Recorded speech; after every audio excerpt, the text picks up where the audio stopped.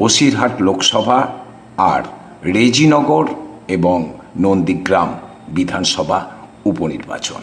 আর এই উপনির্বাচনের জন্য আর আগামী 2029-এ লোকসভা ভোটের দিকে তাকিয়ে মমতা ব্যানার্জি একটা অদ্ভুত প্ল্যান তৈরি করে ফেলেছেন, যাকে আমার মনে হয়েছে এই প্ল্যানটাকে বলা যেতে পারে প্ল্যান 29।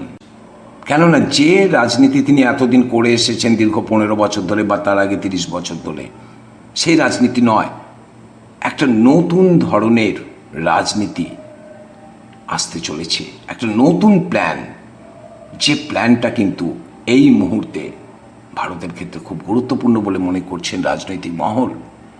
আপনাদের নিশ্চয়ই মনে আছে যে পশ্চিমবঙ্গের হুগলির সাংসদ রচনা ব্যানার্জি একটা কথা বলেছিলেন যে মমতা ব্যানার্জিকে দেখে নয়, তার মুখ দেখেই মানুষ ভোট দিয়েছেন। অর্থাৎ তৃণমূল কর্মী যারা বা জনগণ যারা রয়েছেন, যারা তৃণমূলকে পছন্দ করেন, তার মুখ দেখেই ভোট দিয়েছেন, মমতাকে দেখে নয়। আর এই জায়গা থেকেই শুরু হচ্ছে মমতার একটা নতুন প্ল্যান, যেটা তিনি সম্ভবত কাজে লাগাতে চলেছেন 2026-এর উপনির্বাচনগুলোতে আর 2029-এর লোকসভা নির্বাচনের।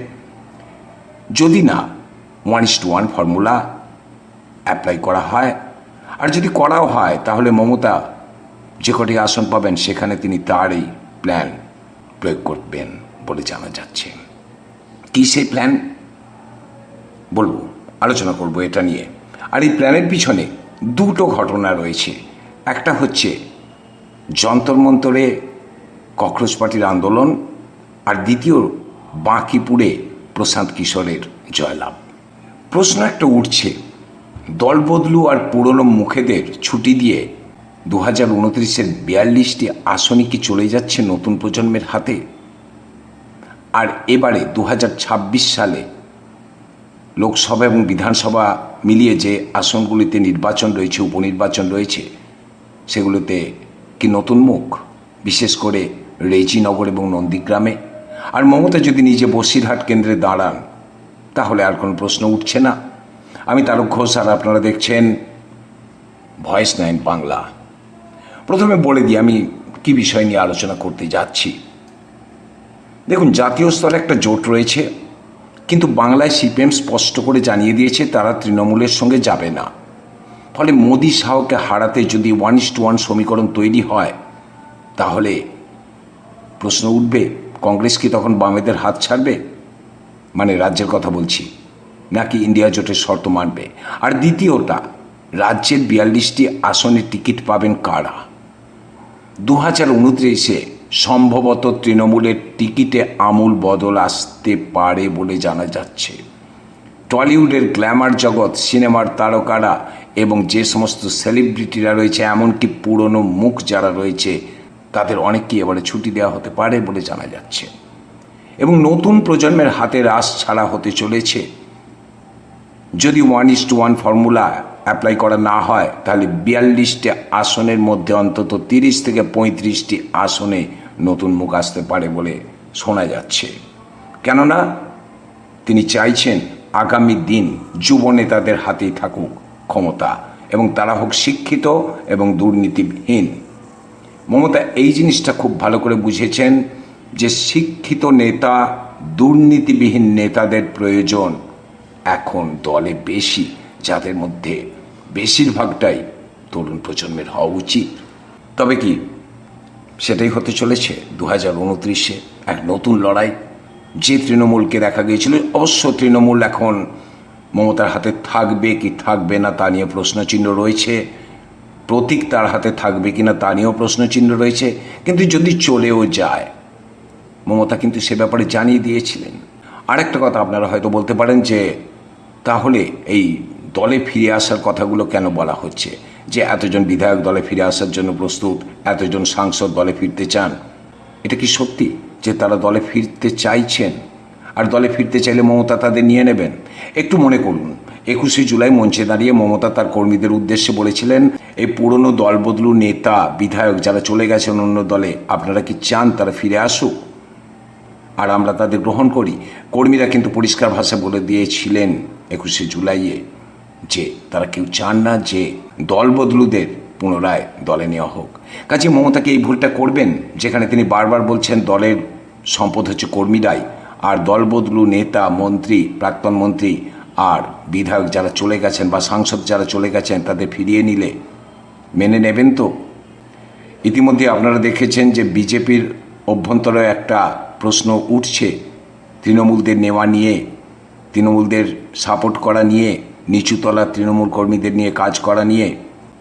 কাজেই এটা কিন্তু মমতা তৃণমূলের ক্ষেত্রেও ঘটতে পারে না, ঘটবেই।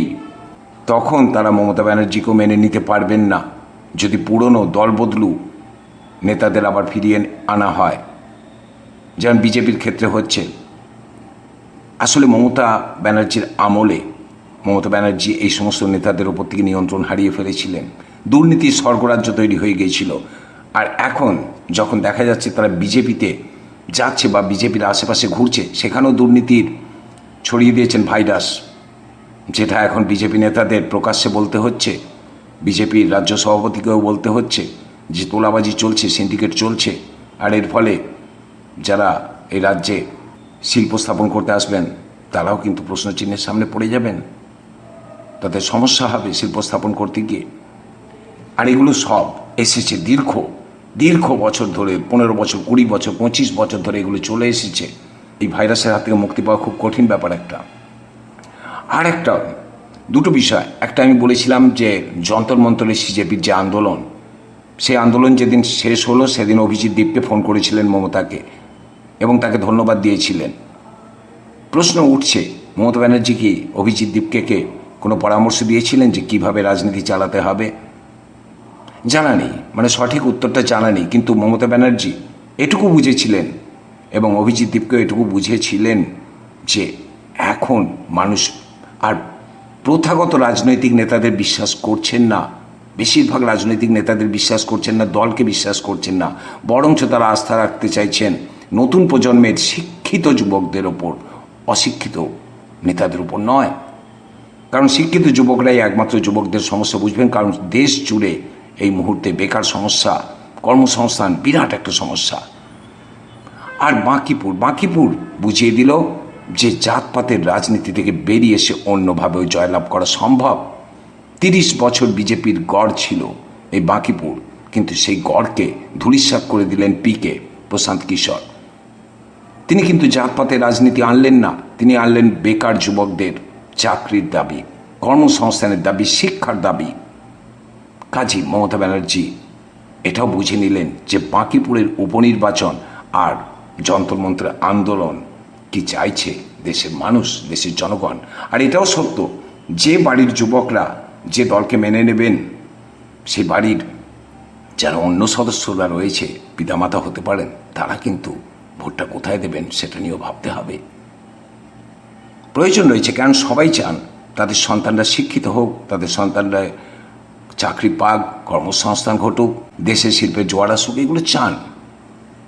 কাজেই ভোট ব্যাংকে শুধু যুবদের ভোটই যাবে না, বাড়ির অন্যান্যদের ভোটও চলে যেতে পারে। কাজে এই দিকটাকে মমতা লক্ষ্য রেখে এগিয়ে চলেছেন 2029-এর দিকে। কিন্তু প্রশ্ন উঠতে পারে 2029 তো অনেক দূরে, কেন এখন এই আলোচনাটা আমি করছি? এর পিছনেও কারণ রয়েছে। কেননা সামনের অক্টোবর মাসেই হতে পারে নন্দীগ্রাম এবং রেজিনগর বিধানসভার উপনির্বাচন।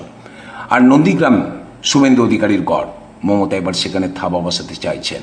আর বসিরহাট লোকসভা কেন্দ্রে তিনি যদি নিজে দাঁড়ান সেটা আলাদা ব্যাপার, কিন্তু যদি তিনি নিজে না দাঁড়ান সেক্ষেত্রে তিনি কোনো তারকা বা সেলিব্রিটিকে আনছেন না, দেখা যাবে নতুন যুবমুখ। কেন? মমতা একটা ল্যাবরেটরি টেস্ট করতে চাইছেন রেজিনগর এবং নন্দীগ্রাম উপনির্বাচন দিয়ে। আর এটা যদি সফল হয় তাহলে সেটা তিনি প্রয়োগ করতে পারেন 2029-এর লোকসভা নির্বাচনে। আর যদি এক দেশ এক ভোট হয় তাহলে সেক্ষেত্রে একই সঙ্গে পশ্চিমবঙ্গে বিধানসভা নির্বাচন হবে। কিন্তু প্রশ্ন হলো যে 1:1 ফর্মুলা যদি চাপানো হয় দিল্লির স্বার্থে, মোদি শাহকে হটানোর জন্য যদি 1:1 ফর্মুলা অ্যাপ্লাই করা হয়, তাহলে কি সেটা মেনে নেবে রাজ্যের সিপিএম বা রাজ্যের কংগ্রেস? এইটা একটা প্রশ্ন রয়ে যাচ্ছে। সেটা সময় মতো জানা যাবে যে কি হতে পারে বা কী হবে, সেটার জন্য সময় রয়েছে, এখনও 3 বছর। কিন্তু এই যে বললাম যে একটা ল্যাবরেটরি টেস্ট হতে চলেছে এবারের উপনির্বাচনগুলো, আর সেই জায়গাকে সামনে রেখে মমতা পরের খুঁটি সাজাবেন। নন্দীগ্রাম এবং রেজিনগরে রেজাল্ট কী হবে তার উপরে কতটা পার্থক্য থাকছে যেই জিতুক না কেন। কাজে 2029 মমতার কাছে একটা চ্যালেঞ্জ। আপনি কি মনে করেন যে মমতা ব্যানার্জির এটা সঠিক পদক্ষেপ হতে পারে? যুবদের নিয়ে, শিক্ষিত যুবকদের নিয়ে নতুন করে দলকে গঠন এবং আগামী লোকসভায় এই যুবদের টিকিট বন্টন। লিখুন কমেন্টে আর সঙ্গে থাকুন। দেখা হচ্ছে পরের ভিডিওতে। এতক্ষণ আপনারা দেখছিলেন ভয়েস 9 বাংলা, মানুষের পাশে, সত্যের পক্ষে।